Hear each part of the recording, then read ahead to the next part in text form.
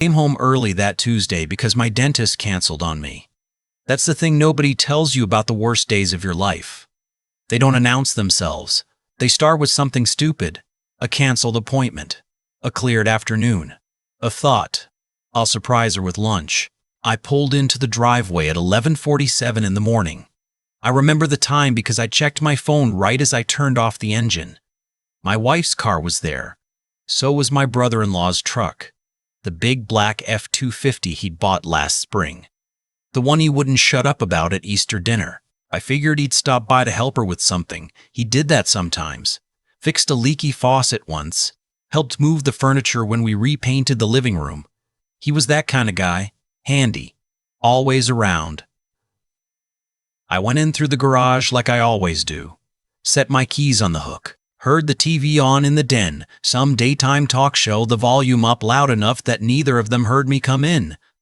I should have announced myself. Any other day I would have. But something made me stop right there in the kitchen doorway. Maybe it was instinct. Maybe it was the way the house felt. Not quite right. Like a picture that's hung slightly crooked for so long you stop noticing until suddenly you can't stop noticing. I stood there for a moment. The TV laughed at something. A studio audience, cheerful and canned.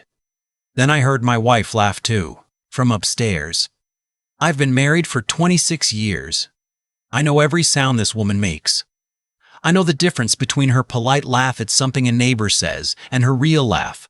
The one that comes from somewhere genuine. The one she used to give me back when I was still someone she found funny. What I heard coming from upstairs was the real one. I didn't move for what felt like a full minute. I just stood there in the kitchen, one hand still on the counter, the coffee maker dripping quietly beside me. 26 years. 2 kids. A mortgage we'd finally paid off 3 years ago. A retirement account we argued about over breakfast like it was a third child we couldn't agree on. 26 years of grocery runs and car troubles, and Christmases and one miscarriage we never talked about enough, and a dog named Biscuit who died and broke both our hearts in the same weekend. 26 years and my wife was upstairs laughing with my brother-in-law like a woman who had nothing to hide. I walked to the bottom of the stairs. I stood there. I heard movement, voices, words. I won't write down here because some things you can't unhear, and I spent long enough trying. I turned around and walked back to the kitchen. The funny thing, the thing that still gets me when I think about it, is that I was completely calm. I wasn't shaking. I wasn't angry.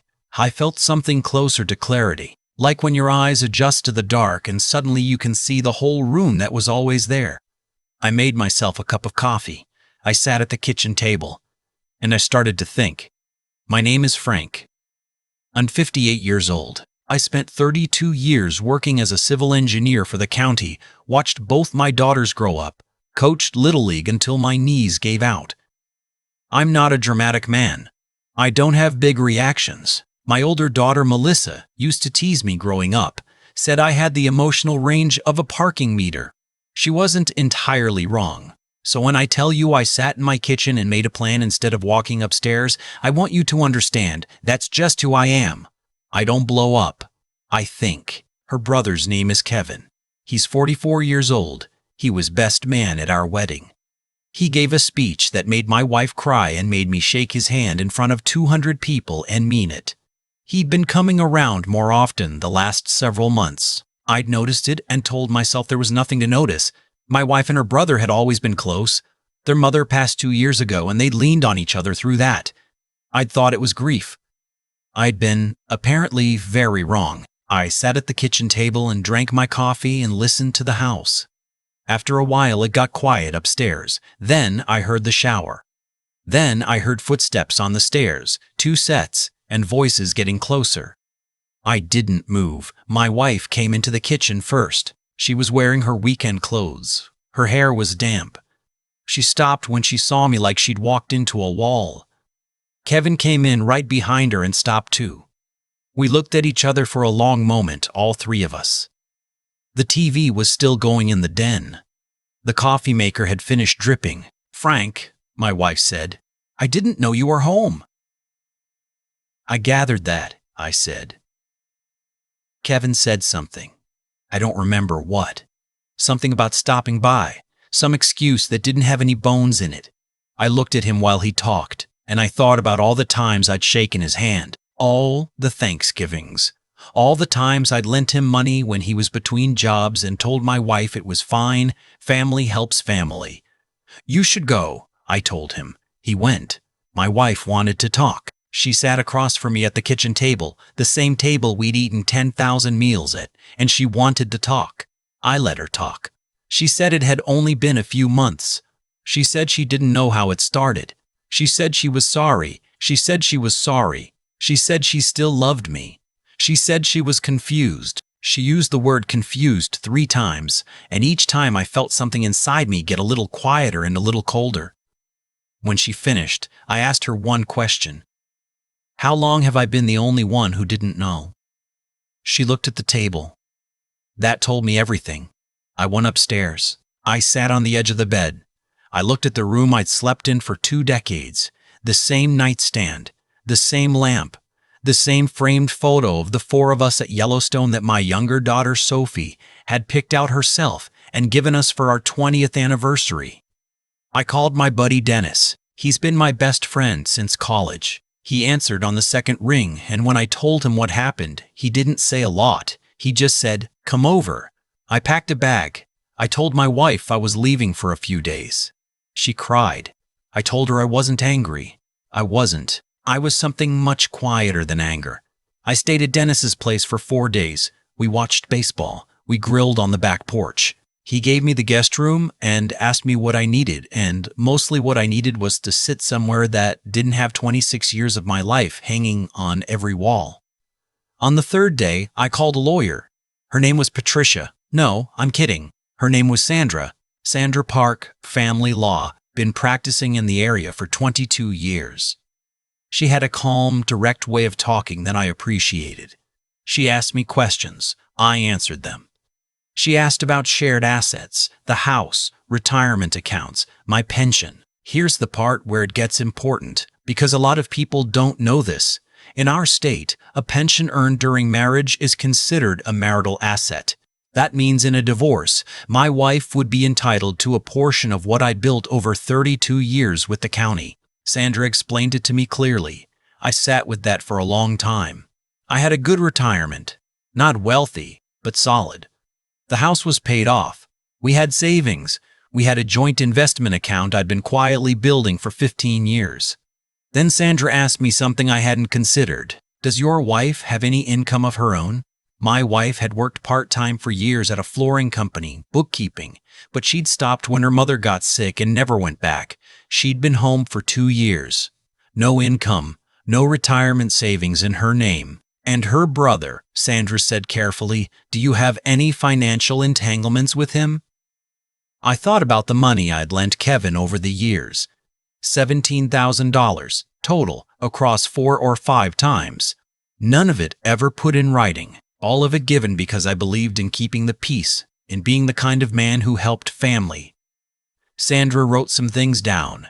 Let's talk about documentation, she said. I want to be honest with you about what I did next, because I've thought about it a lot, and I'm not entirely proud of the method, even if I stand by the result. I went back to the house when my wife was out. I knew her schedule. I knew she went to her book club on Thursday evenings, or at least, I'd always believed that's what Thursday evenings were.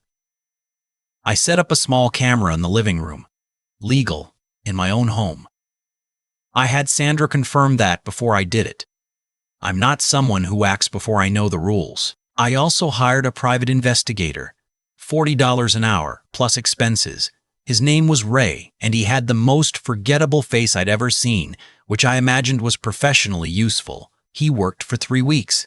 What Ray gave me at the end of 3 weeks was a folder. I didn't open it at Dennis's house. I took it home. I'd moved back by then into the guest room, and I sat in the backyard on a Tuesday evening with a glass of iced tea, and I opened it. Photographs, dates, times, locations. 17 times. 17 times. In 3 months. That was the number Ray had documented. He believed it had started well before that. I closed the folder. I finished my iced tea. I looked at the backyard, the garden beds my wife had planted 6 years ago, the oak tree we'd strung lights in for Sophie's high school graduation party. I called Sandra. I want to tell you about my daughters because this is the part that almost broke me. The part I don't talk about easily. Melissa is 31. She lives in Denver with her husband and my 2 grandsons. When I called to tell her, she went quiet for a long time. Then she said, "Dad, how are you really?" That question. 31 years of raising that girl and she asks exactly the right question. Sophie is 27. She's closer to her mother, always has been. When she found out, she called me, and the call didn't go well. She was upset. She defended her mother, said I must be misunderstanding, said I was leaving out context, said there were 2 sides. I didn't argue. I told her I loved her. I told her when she was ready to talk, I'd be here. She didn't call back for 6 weeks. That 6 weeks was its own kind of grief, quiet and specific. I'd go to bed thinking about it and wake up thinking about it. I'd see something funny on TV and reach for my phone to text her and remember. But here's the other part. Kevin is her uncle. She grew up with him at every holiday. She'd babysat for his kids. This wasn't just her parents' marriage falling apart. It was her whole family map rearranging itself into something she didn't recognize. I tried to hold on to that. It helped some. Kevin called me once during all of this. I let it go to voicemail. He left a message that lasted 4 minutes and 22 seconds. I know the exact length because I looked at it every day for a week before I finally listened. He apologized. He said he didn't know how it happened. He said he'd been going through things. He said he valued my respect more than I could know. He cried a little at the end. I never called him back. I had Sandra send his wife a letter instead. Not out of cruelty, but because she had a right to know. They had 2 kids and a mortgage and a life that was built on something she deserved to understand. His wife's name is Brenda. I've known Brenda for 24 years. She came to Melissa's first birthday party. She made a casserole when my father-in-law died. Brenda called me. We talked for a long time. She wasn't calling to yell. She was calling because she was sitting in the same dark room I'd been sitting in. And sometimes it helps to know someone else can see in it. The divorce took 11 months. The $17,000 Kevin owed me was documented by Sandra as a marital debt, and it came off my wife's settlement. I hadn't planned it that way. It was just what the numbers said when everything was laid out. Sandra had suggested I keep records of any informal loans during the marriage. I'd gone home that night and typed up every one from memory with approximate dates and cross-referenced them against my bank statements. The house went on the market. We split it roughly evenly after the mortgage balance was factored in. It wasn't a windfall. It was fair. My pension was harder. We agreed, after a long negotiation, on a QDRO, a Qualified Domestic Relations Order.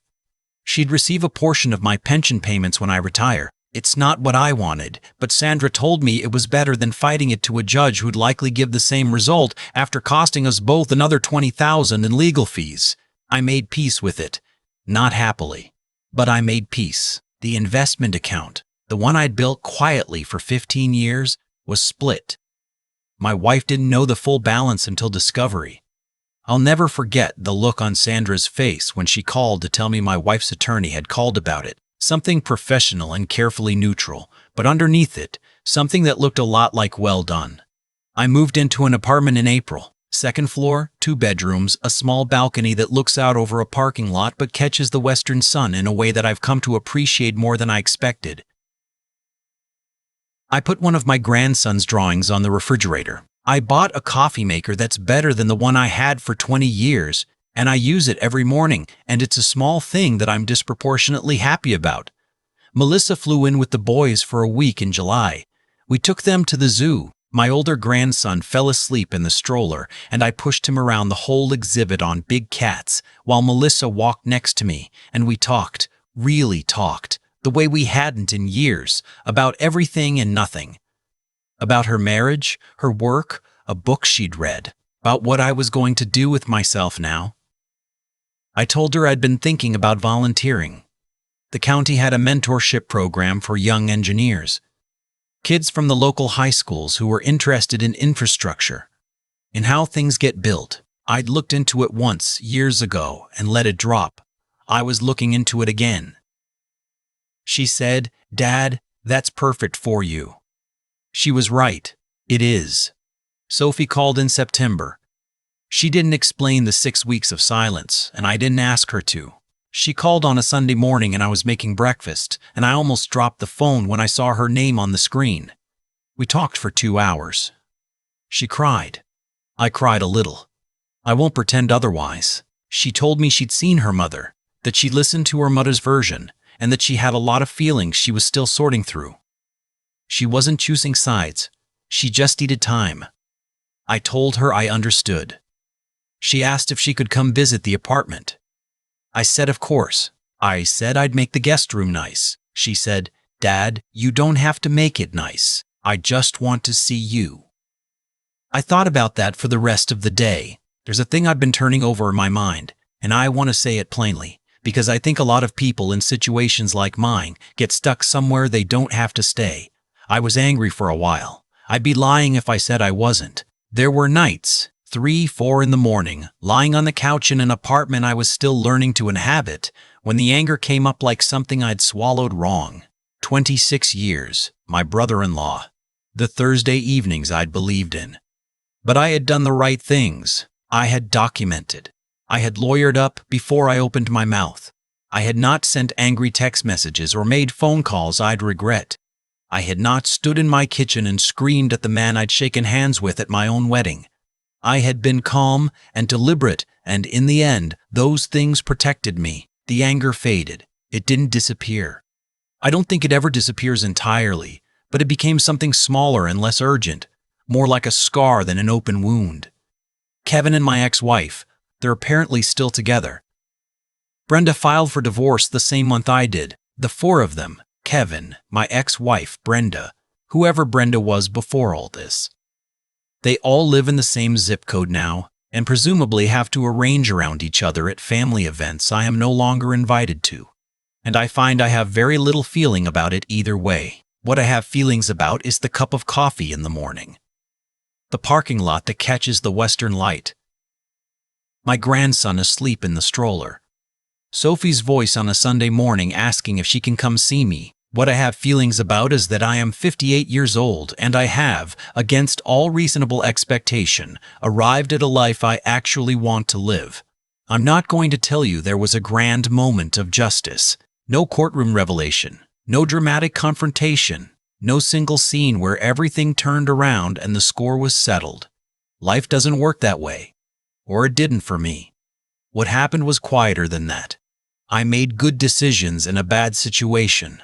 I protected what I'd spent 32 years building. I kept the relationship with both my daughters, slowly, imperfectly, with the kind of patience I didn't know I had until I needed it. I told the truth when I was asked and stayed quiet when I wasn't. I gave Ray, the private investigator, a 5-star review online. He deserved it. And one morning last October, I sat on my little balcony with my good coffee and I watched the sun come over the parking lot roofline. And I thought, this is mine. All of it. The apartment, the morning, the quiet, the plan for the day. This is mine and I chose it and no one can take it from me. I'm not sure I ever had that feeling before. Not really. I think that might be the whole point of the story. If you're out there listening and you're in the middle of something like this, don't blow up. Think. Document everything. Get a good lawyer before you do anything else. The anger will tell you to act fast and loud. Don't listen to it. The anger doesn't know what it's doing. You do. You'll get through it. I promise you that. And on the other side, if you're careful and patient and you protect yourself, you might end up somewhere you didn't expect to want to be. I did. I've had a lot of time to think about what actually happened. Not just the betrayal itself, but everything that came after. And the thing I keep coming back to is this. The outcome wasn't decided the day I walked in and heard my wife laughing upstairs with her brother. It was decided by what I did in the 10 minutes after. I didn't scream. I didn't throw anything. I made a cup of coffee and I thought. That choice, that one quiet choice to sit down instead of blow up, changed everything that followed. Not because calm is some kind of superpower, but because when you stay calm, you can think. And when you can think, you can protect yourself. And when you protect yourself, you give yourself options. Options are the difference between walking out of a 26-year marriage with your dignity and your finances intact and walking out with nothing but a story about how badly you got hurt. I'm not telling you that what Kevin and my wife did carried some automatic punishment built into the universe. I don't believe life works that cleanly. What I believe is simpler and harder. The consequences they faced came directly from their own choices, and the ground I kept came directly from mine. Kevin lost his marriage. My ex-wife lost the financial security she'd taken for granted for 2 decades. Those things didn't happen to them. Those things grew from what they planted, and I didn't walk away whole because I was lucky. I walked away whole because I documented before I confronted.